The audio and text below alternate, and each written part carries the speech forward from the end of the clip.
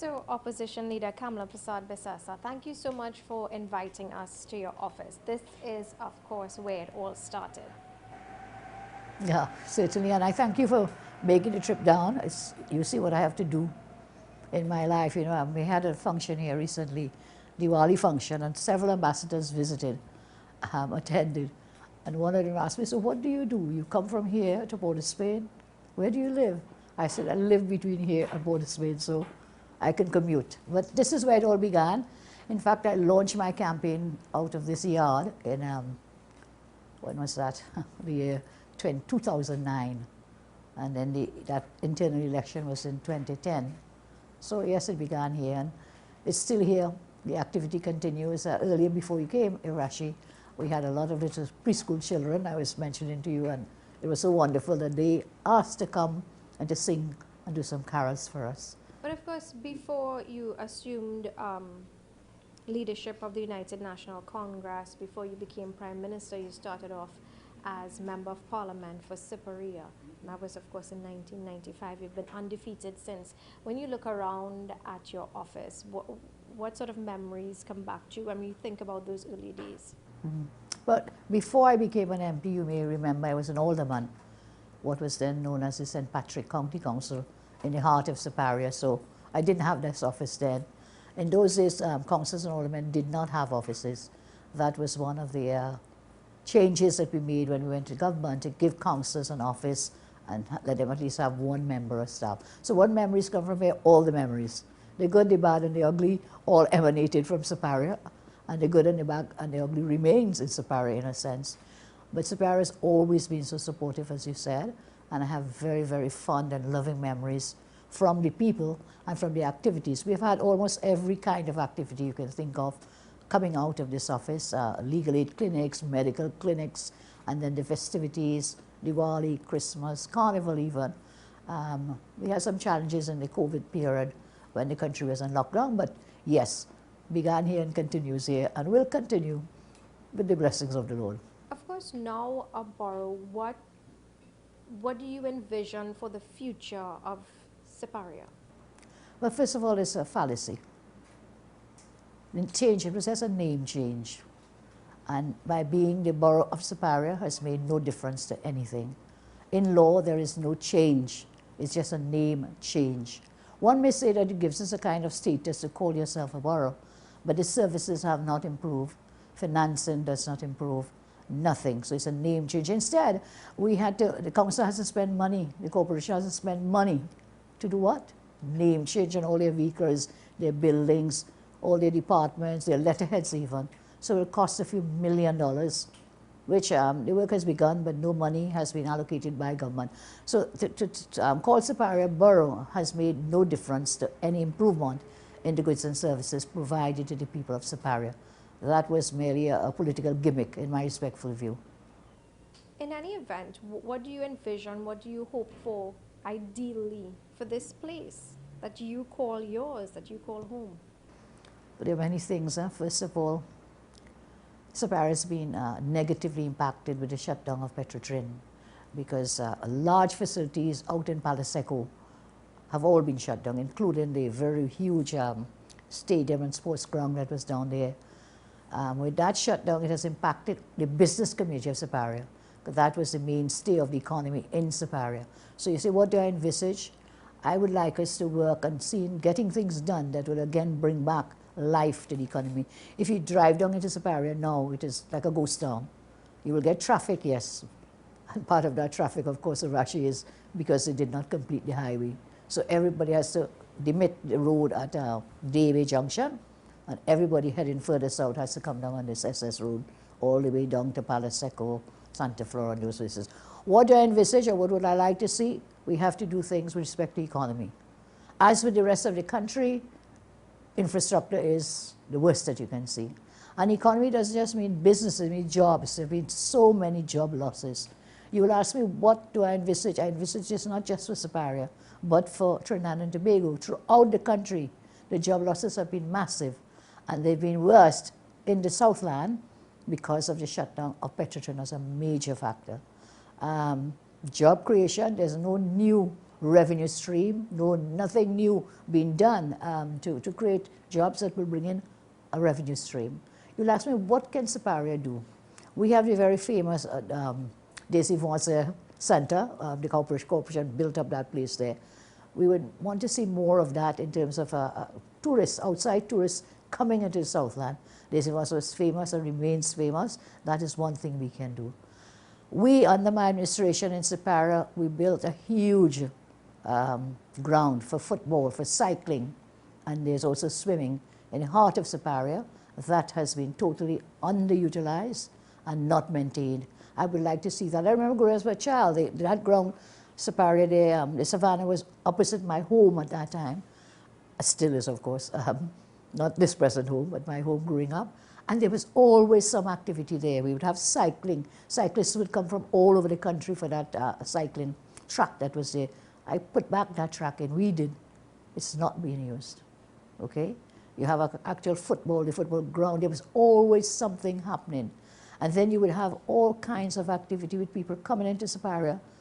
Siparia is famous for the Deltone steel pan. The Deltones had their steel pan behind my house in Siparia.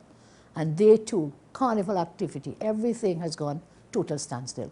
So those are some of the things I see that can be done, but I think one of the most important is looking for revenue streams and job creation, not just here, but throughout our country. Let's move now, if you don't mind, to major national issues affecting the country. First and foremost will be crime. We see the murder rate continuing to increase, although it's a little bit lower than last year. Are you satisfied with that? Certainly not. One murder, one home invasion is one too many. I don't think the government is paying much attention to the crime. Let me take you into the anti-crime talks that we had proposed to be done. In spite of my various correspondences dating back from October 14th, we are now in December, there has been no response, not even the courtesy of a reply from the government with respect to getting those things off the ground, and the crime continues unabated. Apart from that, recently you notice I've been talking about the use, age for marijuana use, the age for gambling. I talked about on Monday night about the whole issue of the sexual abuse of minors and of teenagers. Those areas are all related to the crime. The government's approach is lock up more people. They're focused, you know, obsessed with no bail legislation. They focus on that, but that's not the issue. That is all after the fact. What can we do before the crimes have been committed? These were some of the issues we wanted to raise with the government in the anti-crime talks. In fact, we sent some of the proposals to government. Those were some of the things we would like to see happening, that we don't just deal with the crime from this myopic view of lock up people, lock them up, no bail, no bail, no bail. And you've heard the government crying. That has been their cry for the past how many years. The opposition will not support the anti-crime legislation. First of all, that is not true. But I'll come back to that point in a moment. It's that we have to look at preventative measures as well. And I talked about the Selwyn Ryan report, a 437-page document compiled by the late Professor Selwyn Ryan and several other very influential people in terms of academia, in terms of security. And we had implemented some of those, but some still remain outstanding, which could help us with the preventive aspects. He recommended things to do with work in the schools, what we could do in schools, what we can do with children after they leave school, when you finish school at 2:30 or 3 p.m. We had introduced, in fact, based on some of that, homework centers. We have suggested that places of worship, every community has a place of worship, a church, a mosque, or a mandir, can be used after school from 2:30 to 3 p.m. where children's parents are out working, can be used until 6 p.m., for example, with mentors and guidance officers there, can be used on weekends. You know, within the community there will be safe places that the children can be instead of out on the streets. There's so many, I said, they say we don't support anti-crime. I've been painstakingly been stating, look at how many pieces of legislation. And therefore, again, it is a very myopic view that it is legislation that will solve crime. When the Prime Minister suggested the crime talks, we agreed. Prime Minister wanted to restrict it only to legislation. But we have thousands of legislation in our statute books, and that's not the way to go. All the legislation is to do with after you have committed the crime. What do we have in place for before the crime is committed in terms of nurturing young minds and so on? I think we too focused, as I say, on lockup legislation. Given all the trials and tribulations, even to get these crime talks started, do you expect anything formidable to come out of it? Yes. You mean substantial? Well, that is formidable too, of course, substantially formidable. Apparently, no talks are not going anywhere. So what our party has decided to do, and I already have our 3 deputy leaders crafting that proposal for us as to where we'll go and when, we are going to start anti-crime talks in the country. We'll go out and talk to the stakeholders and talk to anybody who wishes to come. We will start our own anti-crime talks. We will not sit and wait for the government to continue to find reasons not to have the crime talks. So your talks will essentially be with the people? With the people. Where does it go from there? Once we get, well, where does it go from there? Let's take it step by step. When we get those, of course, we send it to government, we share it with civil society, and from there where it goes to the next election. Those will be our proposals to combat crime, to help the fight against crime, in the fight against crime. Because the present government seems totally incapable of dealing with the crime crisis in the country. So step by step, we share it with the government and we share it with civil society. And we wait until the day comes to vote this government out of office and to implement proper crime fighting mechanisms. Actually, sorry, if I may take pause here. When we were in government, we brought serious crimes down in that 5-year period to the lowest in 3 decades. In 3 decades, 30 years, we brought the serious crimes down. So we have a track record.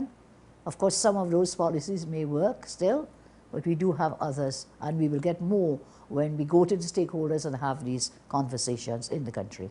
Of course, very often, Mrs. Prasad-Visesa, when you speak, your critics would say, they are talking now. Why did they not do it while in office? How do you respond? Well, that's a very simple answer.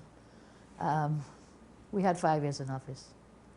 And there's so many things we did. As I said, we brought the serious crimes down in those 5 years to the lowest in 3 decades. We grew the economy. GDP was at the highest. Our foreign exchange earnings were at the highest. Now we are in minus forex, you know. During our period, it was about $40 billion in forex and foreign direct earnings, FDI, foreign direct investment, came into TNT. Since this government has come in, we have gone into minus FDI. You know what that means? There's an outflow. There's an outflow. People are leaving and fleeing. So yes, 5 years as compared to I don't know how many years our opponents have had, we did a lot, and it will take us a long time for me to continue to repeat what these are. But the economy grew. We created over 50,000 new jobs. We did that without a single new tax, not one new tax. FDI, our road infrastructure. We developed hospitals, schools, over 106 schools we built. And we left many others in almost complete, some 80–90% complete. Right here in my constituency, there are 2 massive structures that are all now covered in bush, where the windows have gone, the doors have gone, whatever was in them, vandalized and just lying there. I think there's some vagrants living in them now. They were almost complete and just gave up on them. When we talked about 106 schools built, they asked us, well, where are they? And one day, our former Minister of Education in Parliament, he got up and he read the names of all 106. In addition, those that were completed, there were those that were being constructed, as I say, that have been left to the bushes and to the vagrants and to the elements. So you ask me, why didn't I do it? I think we did a lot. In education, for the economy, national security, bringing crime down, and road and bridge infrastructure. We were famous. They used to call us the box rain government. I don't know if anybody remembers that. I'm proud at least we were able to do box rain with the flooding. Look what's happening now with the flooding. It just drizzles. Port of Spain is now, they used to laugh at us in the Southland, say we come from the lagoon and the swampland, and now Port of Spain is flooding with the slightest bit of rain. So why didn't I do it in those 5 years? We did as much. Of course, we could always do more. There's always room for improvement. But we did a tremendous amount in the health sector as well. In almost every sector we performed in those first 5 years. Reflecting once again on crime, do you believe Gary Griffith in of himself as a personality was a solution to crime? Well, I wouldn't use the word solution. I'd say Gary has his ways. He's a very talkative person, as I am sometimes, but he did a good job. He was one of our ministers of national security during my term of office, and we brought that crime down, as I'm saying. He was part of that and helped us. And then we was commissioner. We didn't have the sense of lawlessness and the rampant crime that we're having now for that period of time. To say he was a solution, I say he was a good commissioner of police, and in my term he was a good minister of national security. And I still think he has a lot to offer the country when it comes to dealing with national security issues. And of course, let's just say the UNC does win the next general election. Would he have a role in the fight against crime? He will have a role. I will not say specifically now. Those are matters open for discussion. But certainly he is part of our government. There will be a role for him. He's a very creative and a very competent person in his own right. So, Mrs. Bissell-Bissessar, in the lead up to the local government election, of course, on the campaign trail, you made some comments as it related to crime and home invasions. Light them up, empty the clip. It received mixed reactions, but also a fair amount of criticism. Do you stand by those statements in reflection? I stand by those statements. At the moment, a homeowner is defenseless. You say there are laws, but the laws are not in favor of a homeowner defending his wife or homeowner defending husband and children. You are defenseless. And therefore, in the United States, many of their states, they have the stand your ground laws, which gives a person in your own home and in your castle, that's your castle, which gives you that right to defend yourself and your family. You don't wait until they reach up in front of your door and put the gun next to your head, and then you say, oh, please, I can now knock you down. So the existing laws is that you must use reasonable force, and there must be reasonable suspicion that the person means you harm. But should a stranger enter your home, it is clear they come with no good intention. And therefore, laws need to be revised so that you can stand your ground to defend your home and your family. When I said light them up and empty the clip, of course, if a man is there over your wife, raping your wife, what are you going to do? Empty the clip. And I want you to think about if you have a child, someone is there raping your daughter. What do you do? Stand up and watch and say, no, no, the law says I must use reasonable force. I'll push him over with my hand. No, I stand by empty the clip. And I stand by also giving law-abiding citizens the right to bear arms. So those are laws we need to change. That a man comes with a gun into your home, what do you have? What do you have? Your two bare hands, what are you going to do? The right to bear arms. Of course, there will be the circumstances in which you'll be given those. The various, safety areas, if you call it that. So first of all, you must not have a criminal record. Secondly, you will be given some kind of psychiatric test as well. Whether you do it yourself or it is one, you will be required to go through some psychological examination so that you're not giving guns to madmen.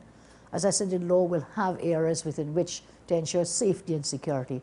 But while the criminal could go out there and get a gun without any restriction, I think law-abiding citizens should also have that right to bear arms in our country. What about responses to statements like those, like even the Prime Minister, who would say that putting more guns on the street, out in the public, is not a solution?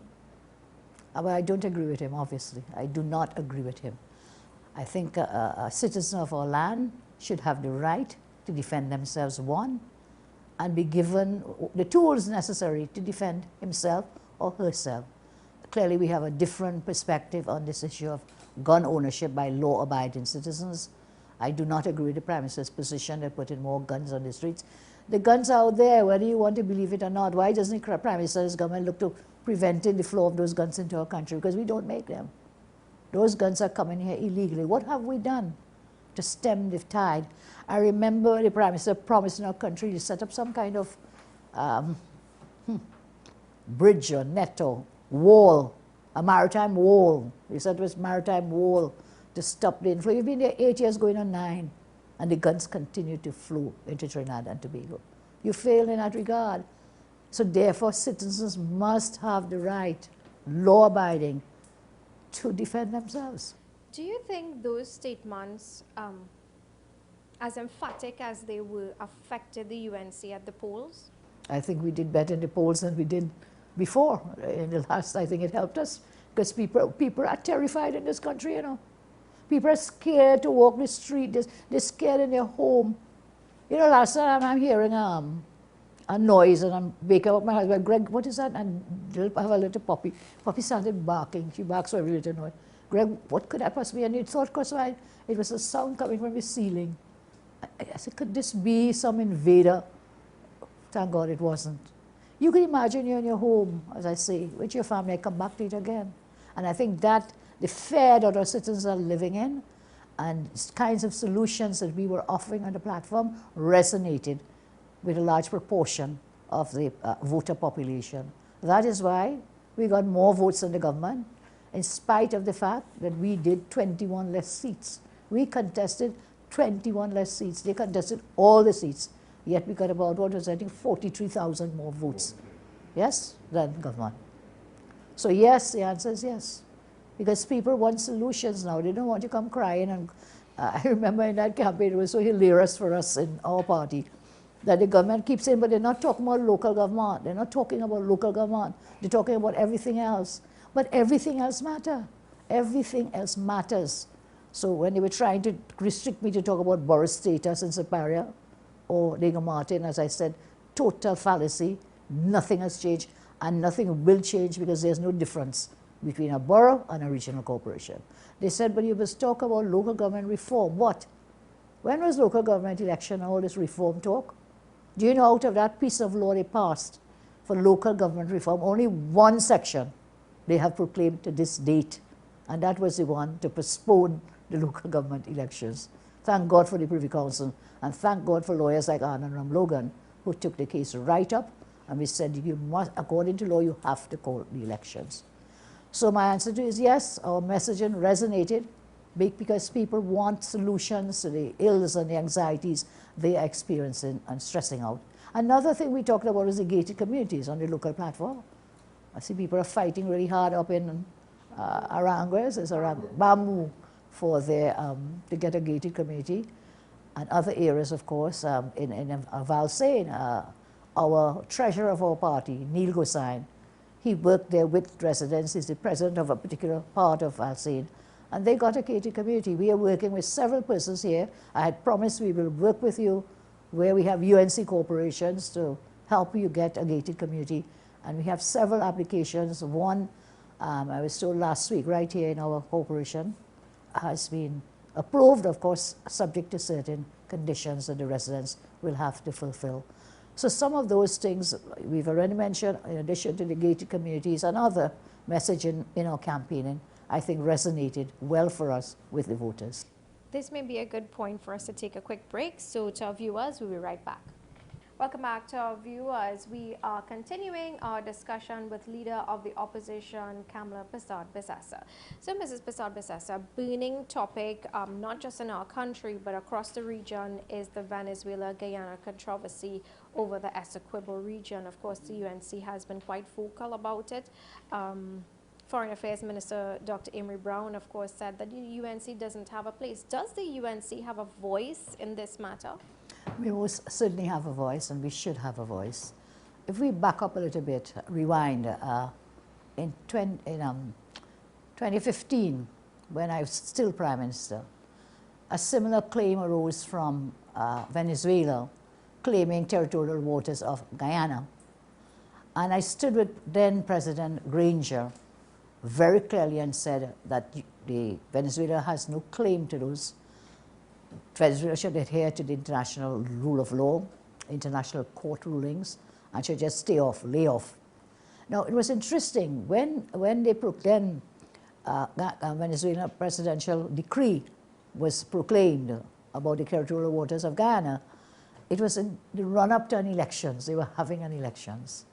Once again, in the run-up to another election, and then the war drums are beating and the trumpets are blowing and so on, calling to invade. So it's a good thing that, you know, dictators have a way, they play on, focusing on nationalism, and therefore getting the Venezuelan people worked about nationalism and about taking back this land that they say belong to them. If we look at the history of it, it is clear that they do not have a proper legal claim to the land. From since 1899, they signed these agreements. Then our colonial powers signed, Spain and Britain. And that's how Ghana was given this piece of land. Legally, they signed the agreements, and they continue, what is it, 100 years, 1899, 1999, coming down the road another 20-something years, and they continue to lay claim from the land. They refer to a Geneva Agreement to give them credence, to say, yes, this land is ours. That agreement, the Geneva Agreement, was later down the road. And it's interesting, in that Geneva Agreement, there is a clause which says that if there is continued dispute about anything, they will succumb to the ICJ. And that's where the matter is now, is before the International Criminal Court, and they should await the ruling of that court. At the moment, if they decide to invade, they will be breaching international law, all the tenets of international law. So we wait to see if they will continue in this mode. We'll wait to see if they really do go in. I am totally of the view, and our party totally believes, we have to stand side by side with Guyana. You know, Dr. Eric Williams in his day also operated as a mediator. Trinidad and Tobago, you know, we were #1 out there in foreign policy. The minister now, the foreign minister of our country, is now saying they will not intervene, they will not mediate, they will not intercede. What madness is that? That is madness. Venezuela is next door to us. We are part of the family of CARICOM, of which Guyana is part of it. Our first duty has to be to CARICOM. And Eric Williams endorses that thereafter, Trinidad and Tobago is at the forefront in diplomacy and policy making. If we have a relationship with both countries, what is wrong with us interceding, seeking to mediate? Because we have friendships with both. He talks about, what is it, a zone of peace. Well, if you want a zone of peace, let's mediate. We are not intervening to fire missiles. We are saying, hey, let's talk. If you really want, I'm shocked to hear him. I saw him on the news recently, might have been last night or the night before, saying, we will not mediate, we will not intercede. I think that is madness. We are poised in such a good position because of our good diplomatic relations with the Guyana over the years and with Venezuela, and our present relationships with Venezuela with respect to dragon gas, that we are in an ideal position to try to get the parties, let's talk, not fight. Of course, it's a huge discussion. A lot of persons have been weighing in, and if I could reference Mariano Brown, economist, he of course said that Trinidad and Tobago will be foolish to try to jeopardize our economic benefit that we could get from Venezuela through the dragon gas deal and so on by even trying to intervene. I am saying we must make sure. Well, to intervene means what? That we send troops? That's not what I'm saying. I'm saying we are poised diplomatically, that there could be discussions where we can maintain our good relations with Venezuela and with Guyana. That's one point. Dragon gas, will we jeopardize it? We are not sending troops. Let's hope it doesn't ever come to that. What we are saying is we should attempt to negotiate and mediate. They're both our friends. They're our neighbors. If you want a true zone of peace, then what you need to do is talk. You must talk. Just play badger and leave it alone. I think we have been ostriches, burying our heads in the sand by saying we will not intervene, we will not mediate. I think we should do that. What can we do? Does the UNC have a voice? Of course we always have a voice. As the loyal opposition of our country, we have a voice to put forward our positions. We will not have the authority or the power should the worst come to the worst. And then the third point about jeopardizing the dragon gas deal, I think we should ensure that whatever deal comes through, and I hope it comes through because we badly need it, that we should put in some kind of conditions there that whatever revenue that the Maduro government gets, that it will not be used to buy arms and ammunition to use against our neighbors in Ghana. I think those are some of the areas, but we have raised our voices. So how do we ensure that? One way is by talking about it, of course, because if you don't speak it, you will not know it or even think it. And the other way is for us to lobby internationally, which is already happening. So the more voices that are raised, you will form a conglomeration of persons against such a move, to put pressure. That's most you can do, is to put pressure on Venezuela to cease and desist. I think the public personality of Venezuela's President Nicolas Maduro is that anyone who may even seek to mediate and so on may be viewed as an opposer, someone who is opposing his move and his stance. And the ball seems to be in his court as it relates to energy deals with Trinidad and Tobago, because we had to do a lot of lobbying and negotiating as a country with Venezuela just to get their agreement. So it seems very easy to offend President Maduro. I will not attempt to speak of his personality, okay, to deal with that issue. But you're right, he seems to have the upper hand in that regard. But there's a very powerful nation sitting right next to our doorstep, which is the United States of America. Remember, this dragon gas deal is not just about Venezuela. It also involves the U.S. And the U.S., I see, is already making moves. They're already speaking about this, and they will be part of the international lobby against Maduro and his aggression. Brazil is another country, is very averse, very against the aggression from Venezuela. So yes, Venezuela may seem to have the upper hand because they have to sign this agreement, but the U.S. is also part of it, and the U.S. is a very powerful nation. We'll have to see if the U.S. is willing to stand idly by and allow the aggression from Venezuela into tiny Guyana. Given that the United States have already presented themselves as allies of Guyana, and we seem to be more or less sitting on the fence. Yes, we have agreed with CARICOM, but we are sitting on the fence. This government is sitting on the fence. Do you believe in that case that our position may affect our relationship with the United States? That is left to be seen, and I will not doubt it. I will not doubt it could affect. If the U.S. takes a particular direction, the U.S. is one of our major trading partners, it's going to affect us. You know, I lived in Jamaica at a particular time. It might be slightly related or not. There was a time when I lived in Jamaica as a student, and then I was lecturing at the university, and a fellow by the name of Prime Minister Manley was in government. And Manley allied himself with a group, they call themselves the Non-Aligned Movement. And the rest is history, what happened to Jamaica. The U.S. blockaded. We would go to the supermarket, people would be fighting, they'll put up about 10 packs of rice, people would be fighting, grabbing the rice. There was a blockade. So everything that you needed, basic things, were just not left. So the U.S. doesn't have to send an army, you know. They have economic ways that it can affect a country. So I will not doubt, should we go contrary to the direction or strategy of the U.S., it could have serious implications for our development here and our economy, and of course for the livelihood of persons in our country. As a Caribbean leader yourself, how do you see this situation panning out? I'm praying that it pans out in the zone of peace. But I will not, you know, as I say, be an ostrich and say, well, okay, they're not really going to fight. Maduro is in election mode and is trumpeting and beating the drums and so on. I do hope not just Trinidad and Tobago, but the CARICOM, which has such a great bond with Guyana, that we should in some way intercede with negotiations and with talks before it gets anywhere else. At the moment, it can go either way, any which way. I am still of the view, and I'm still hoping that Maduro is just into election mode, and therefore, you know, coalescing his troops and the people in Venezuela at this point in time. I would like to ask you, how do you see it panning out? That's an interesting question, because I'm quite aware of the risks and the wider implications for the Caribbean and Trinidad and Tobago being quite close to both those territories.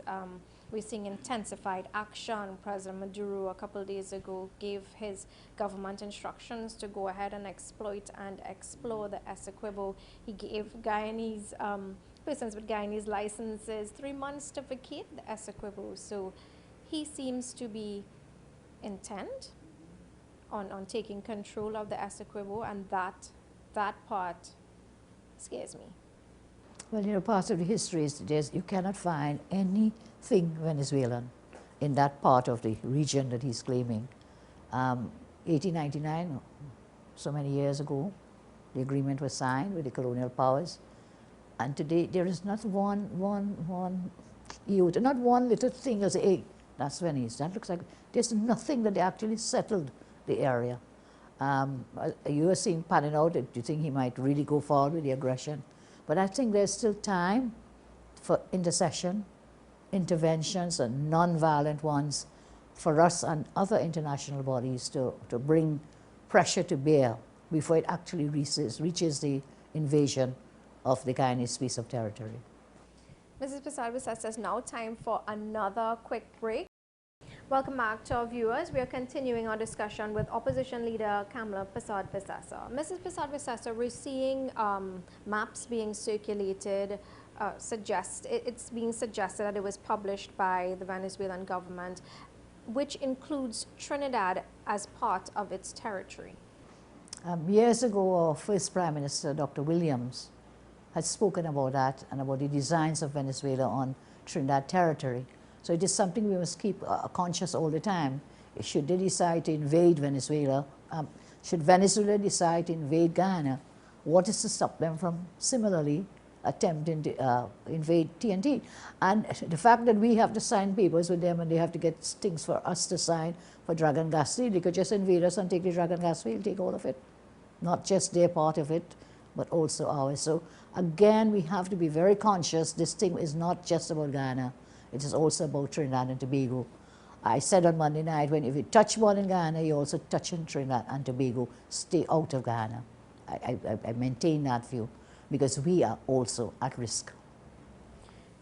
Reflecting on your term as Prime Minister, is there anything that you would do differently?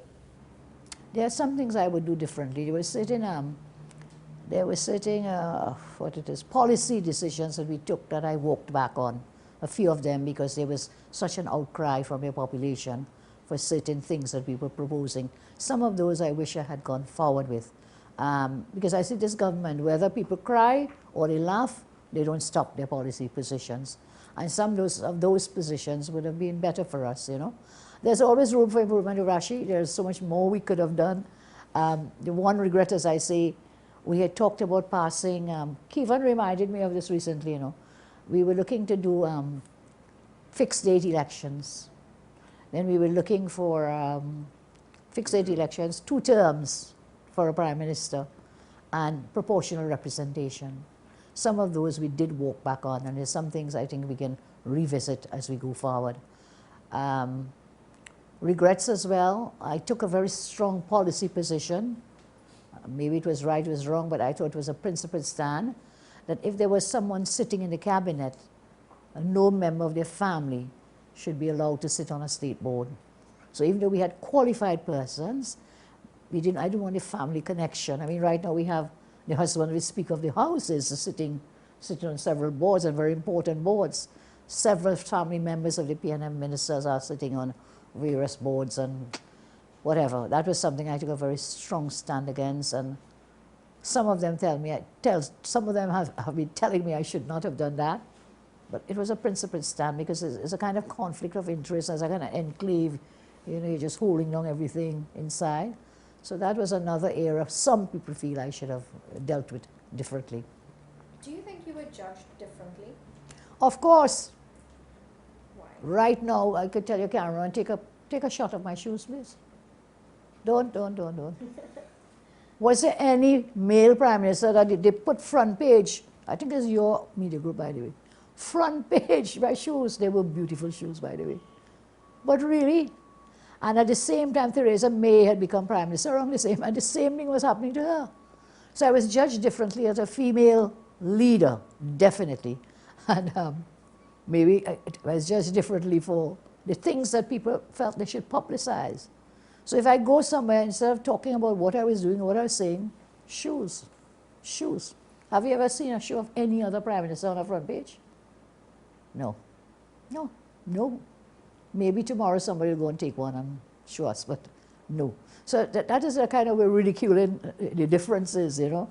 Most certainly I was judged very differently, but by others in some things I was judged very fairly. So a politician, you get it both ways. It never stopped me from doing what I had to do. How do you feel about Caribbean integration? Well, we have a kind of Caribbean integration now with the CARICOM, but it seems to be more in writing than in implementation. And for years we've been talking about it, it just hasn't been happening. We have the talk shops every year, you have the CARICOM heads meeting. Look, we had a CARICOM heads of meeting here when recently talking about what? Crime, crime, crime. Has anything come out of that? So we seem to use that integration, if I understand your use of the word correctly, but it's only on lip service. You meet, the guy said, I'm going to eat and drink, and then there is no implementation of any decision taken there. The issue of CARICOM integration is good. It's a good in principle, because there are a few things that we have benefited from. So that where we have the certain taxes and, you know, putting whatever on goods coming from externally, the CT and so on, you have certain things that will work good for us, that we could stand together. Further, as an integrated region, we can bargain, you know, have stronger bargaining power in getting certain things done. But I think we pay more lip service than, as I say, how we should implement what we have. What were some of the challenges you faced as a female leader? Apart from issues, apart from issues, what challenges did I face? Well, as a female leader, but as a leader, first I was a leader of 5 parties, you know. So when we sat in that cabinet, it's 5 different parties. So one challenge was, first of all, how do you make everybody feel included and, you know, equally treated? There were challenges with that as well. I've sat in my cabinet, you know, sometimes I used to say, and I'm sure everybody who sat in that cabinet will feel upset with me, but sometimes it was like children dealing with children, you know, all the children want equal. Or if you smile with you and I don't smile with you, and it happens still up to now, some people still think I don't talk enough to them. I try my best to talk with all of them to keep us together. So I'm sorry I use the analogy of children, but in the cabinet sometimes it felt like that they'll be fighting them down, and maybe that's not being a female leader, maybe that's just being a leader with so many diverse groups. So that was a serious challenge. But look, we held it together till the last day. My government did not collapse. We held it for the entire 5-year period. We stayed together. Some may have dropped out, some may have been put out, but we held the government together for a 5-year period. Quite recently, there have been rumors about your health and so on. Are you, without being too invasive, are you at a position to tell us if you have any major ailments? What is your... I have made it public long ago that I am diabetic, and that is my major issue. I know recently they said I'd lost my toes and fingers, so again, you may have to take a picture of the toes, because I have all 10 toes and all 10 fingers certainly on me. So my only health challenge is that I'm diabetic, but so are many other persons. Unfortunately, my husband is good as a doctor. He doesn't practice anymore, but he come along, check the sugar, check the sugar. So every day he'll come, check the sugar. And that's my challenge there. If it's high, you take some insulin. If it's not high, well, you smile and continue for the rest of the day. So I really don't have any major health challenges. Of course, as an older person, you have the normal problems of a person who gets a little bit older. Sometimes, you know, you sit down too long and you can't stand up. That's not true. I'm just making it being facetious with you. I have no major health issues.